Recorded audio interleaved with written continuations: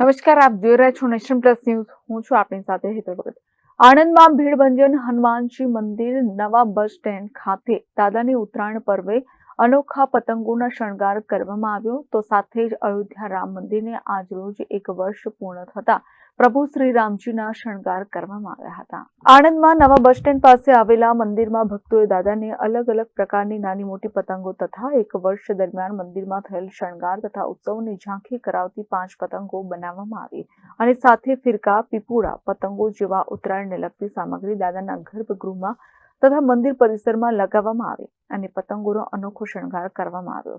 સાથે સાથે અયોધ્યા ધામ ખાતે રામ મંદિરને આજરોજ 1 વર્ષ પૂર્ણ થઈ બીજા વર્ષમાં પ્રવેશે છે ત્યારે રામજીના વિવિધ પ્રકારના પોસ્ટર લગાવી રામધૂન કરવામાં આવી તથા હનુમાન ચાલીસા કરવામાં આવી હતી તથા દાદાને પરંપરાગત મુજબ મલિંદો જમાડવામાં આવ્યો. અત્રે ઉલ્લેખનીય છે કે આ મંદિર 141 વર્ષ જૂનું મંદિર છે જ્યાં દર શનિવારે દાદાને અનોખા શણગાર કરવામાં આવે છે.